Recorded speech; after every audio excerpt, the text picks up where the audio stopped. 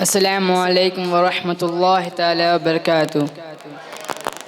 بسم اللہ الرحمن الرحیم۔ الحمد للہ رب العالمین، الصلاة والسلام علی اشرف المخلوقین وعلی آلہ وصحبہ اجمعین، اما بعد۔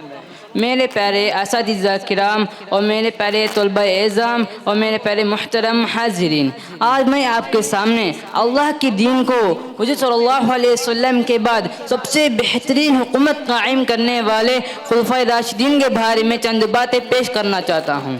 خلفائے راشدین وہ ہوتے ہیں حضور صلی اللہ علیہ وسلم دنیا سے کچھ کر جانے کے بعد اب انصار اسلام کو سنبھالتے ہوئے آئے، اور جس کی نظر دنیا پیش کرتی ہے اسے عاجز و قاصر کہتے ہیں۔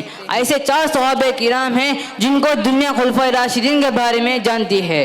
پہلے خلیفہ ابوبکر صدیق رضی اللہ عنہ، دوسرے خلیفہ عمر بن خطاب رضی اللہ عنہ، تیسرے خلیفہ عثمان بن عفان رضی اللہ عنہ، چوتھے خلیفہ علی بن ابی طالب کرم اللہ وجہہ الکریم۔ یہ 4 صحابہ کرام جنت کے بشارت پانے والے ہیں، اور قریشی ہے اور تمام صحابہ کرام کے ساتھ دارم بھی ہے، اور حضور صلی اللہ علیہ وسلم کے بعد سب سے بہترین حکومت قائم کرنے والے ہیں۔ اور حضور صلی اللہ علیہ وسلم یہ فرماتے ہیں کہ فعلیکم بسنتی وسنت الخلفاء راشدین المہدیین، کہ تم پر میری اور میرے بعد آنے والے خلفاء راشدین کی ابتدا پیروی لازم و ضروری ہے۔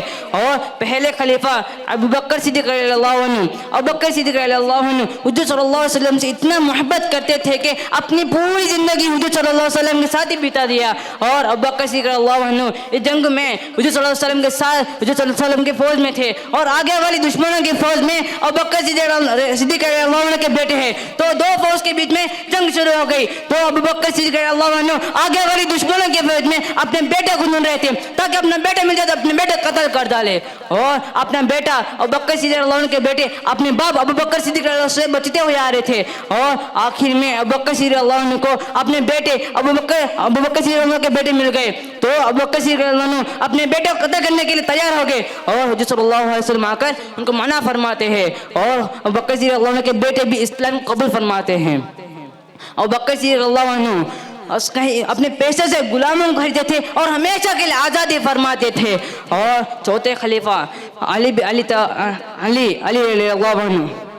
رضی اللہ عنہ حضور صلی اللہ علیہ وسلم ایک جنگ سے واپس آ رہے تھے اور ایک مسجد میں تشریف لے گئے۔ حضور صلی اللہ علیہ وسلم اپنا چہرہ مبارک علی رضی اللہ عنہ کے منڈ پر رکھ کر آرام فرما رہے تھے، اور علی رضی اللہ عنہ یہ سوچتے ہیں کہ میں تو خوش نصیب اس دنیا میں کہاں بھی نہیں۔ اور علی رضی اللہ عنہ جب وقت کو دیکھا تو عصر وقت ختم ہو چکا تھا، تو علی رضی اللہ عنہ غم ہو گئے، تو میری تو اس وقت کی عصر کی نماز قضا ہو گئی کہہ کر علی رضی اللہ عنہ غم ہو کر اپنے آنکھوں سے آنسو باری تھی، وہاں سے جا کر حضور صلی اللہ علیہ وسلم کے چہرے مبارک پر پڑتا ہے۔ حضور صلی اللہ علیہ وسلم مجھ کو پوچھتے ہیں کہ کیا ہوا، کیوں رو رہے؟ تو علی رضی اللہ عنہ بتاتے ہیں کہ میں تو اس وقت کی عصر کی نماز قضا ہو گئی۔ تو حضور صلی اللہ علیہ وسلم اپنی انگلی اٹھا کر سورج کی طرف اشارہ فرما کر سورج کو دوبارہ پلٹا دیتے ہیں، تب علی رضی اللہ عنہ اپنی عصر کی نماز کو ادا کرتے ہیں، جیسا کہ جب نماز عصر علی کی ہوئی قضا آپ نے سورج کو دوبارہ پلٹ دیا۔ اور ہر مسلمان کے دل میں جنت میں جانے کی خواہش ہوتی ہے، ہر مسلمان کے دل میں جنت میں جانے کی خواہش ہوتی ہے، وہ خواہش پوری ہونا تو 4 صحابہ کی زندگی کی طرح اپنی زندگی کو بتانا پڑتا ہے۔ اور اللہ تعالیٰ کے بارگاہ میں دعا ہے کہ ہم سب کو 4 صحابہ کرام کی طرح اپنی زندگی گزارنے کی توفیق عطا فرمائے، اور ہم سب کو اسلام کو پھیلانے کی توفیق عطا فرمائے، اور ہم سب کو جنت میں جانے کی توفیق عطا فرمائے۔ اور میں اتنا سا کہہ کر میں چھوٹی سے بیان کو ختم کرنا چاہتا ہوں۔ وآخر دعوانا ان الحمد للہ رب العالمین۔ السلام علیکم ورحمۃ اللہ تعالیٰ وبرکاتہ۔